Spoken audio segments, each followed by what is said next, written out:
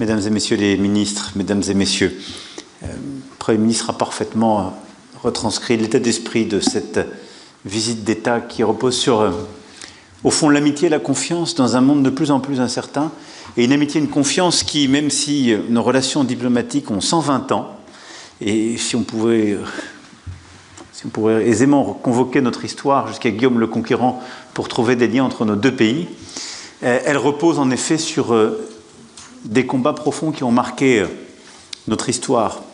Vous l'avez évoqué au début de la Deuxième Guerre mondiale, Narvik, mais je n'oublie pas aussi vos soldats qui ont débarqué sur nos plages pour nous libérer. Et au fond, cette histoire de bravoure réciproque pour la liberté de l'autre est sans doute à coup sûr ce qui nous lie.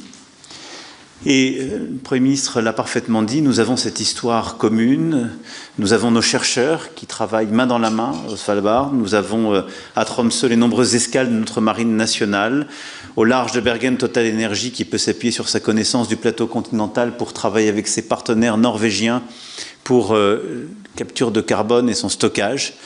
Et au fond, ce lien fait qu'il y a quelque chose d'évident à ce partenariat stratégique que nous venons de signer. Mais il fallait une volonté pour le faire, et il fallait aussi, 41 ans après, revenir. Puisque la dernière visite d'État datait d'il y a 41 ans, ce qui paraît vertigineux. Et donc, à travers, en effet, ce partenariat stratégique que nous venons de signer, nous rehaussons nos coopérations en matière de sécurité et de défense. Et je salue nos entreprises qui ont noué aussi des partenariats nouveaux. Et on a de nombreux projets ensemble et j'espère des projets les plus ambitieux possibles. La sécurité énergétique, la décarbonation de nos industries, l'intelligence artificielle, le quantique, l'innovation, les matériaux critiques, l'économie bleue, la lutte contre le changement climatique, la protection des océans, la santé mondiale. La liste est impressionnante de ce qui structure ce partenariat. Et au fond, je veux pouvoir ici vous dire, Monsieur le Premier ministre, que la France est un partenaire fiable et peut-être, si vous le souhaitez, un partenaire essentiel pour la Norvège dans ses relations avec l'Union européenne, mais aussi à titre bilatéral dans tous les domaines que je viens de manière non exhaustive de citer.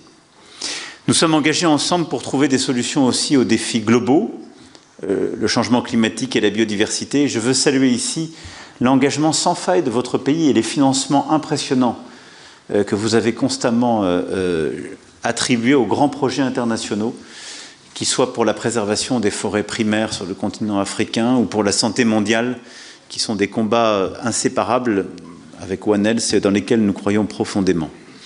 Mais je veux ici aussi dire que nous sommes alliés pour trouver des solutions concrètes par l'innovation aux défis climatiques et énergétiques. Et l'accord bilatéral sur la capture et le stockage de carbone est quelque chose d'inédit.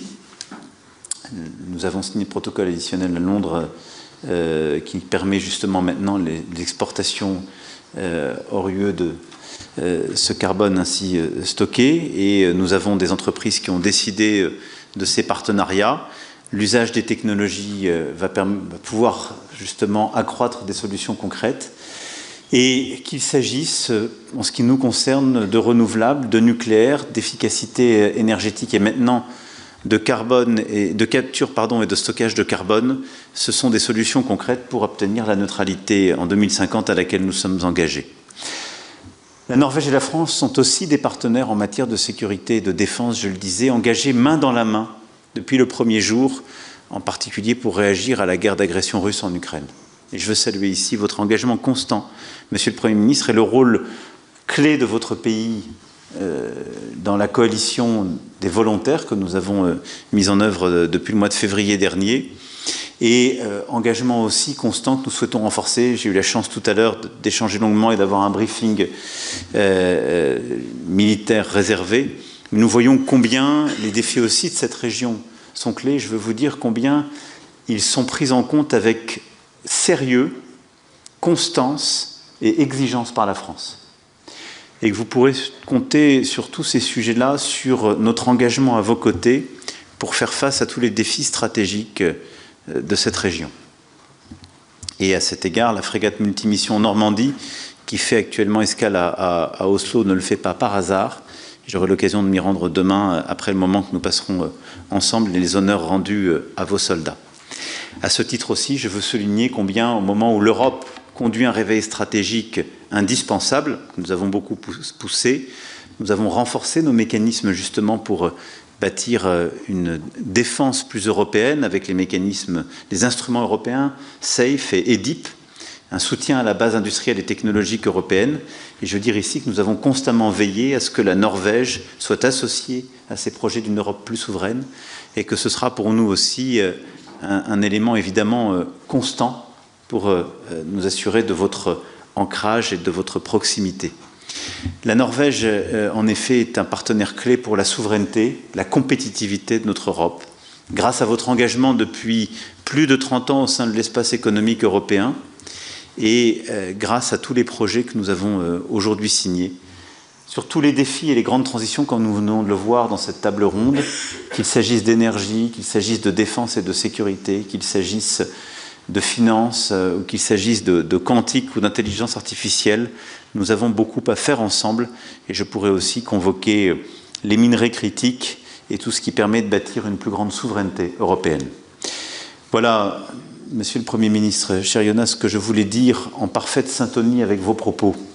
J'ai le sentiment ici d'être au fond dans un pays ami qui partage nos inquiétudes, mais qui ne regarde pas avec simplement inquiétude le monde tel qu'il va, mais avec détermination et avec une volonté de s'organiser, de prendre aujourd'hui les dispositions nécessaires pour être plus indépendant, pour faire face aux défis stratégiques que nous connaissons et pour ne rien céder à l'esprit de défaite du temps présent.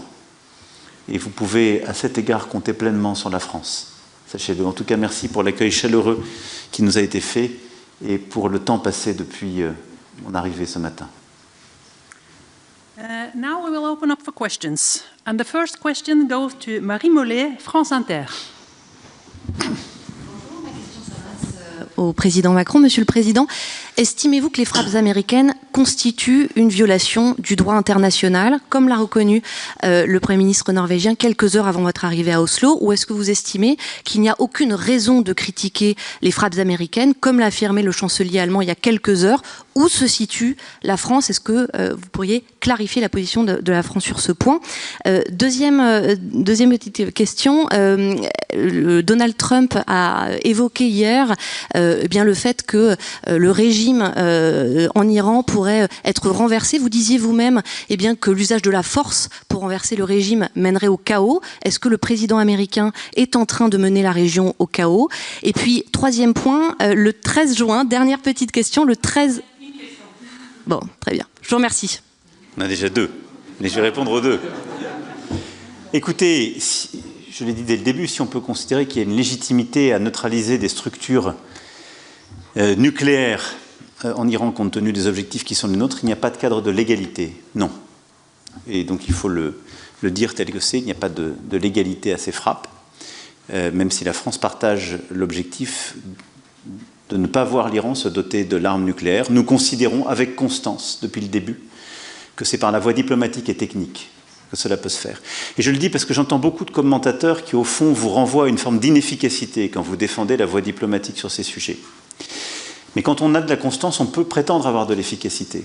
Nous avons participé aux négociations en 2015 du traité dit JCPOA. La France, d'ailleurs, a contribué à le renforcer avec des mécanismes dont on parle beaucoup, qui sont encore sur la table, comme celui du snapback. Les États-Unis ont décidé de sortir du JCPOA 3 ans plus tard.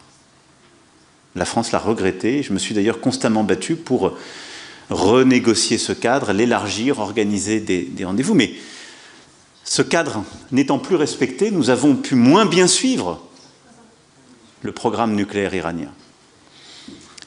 Et nous continuons de penser que c'est par, en effet, la négociation, le réengagement que nous pouvons l'obtenir. Votre deuxième question, c'était le changement de régime.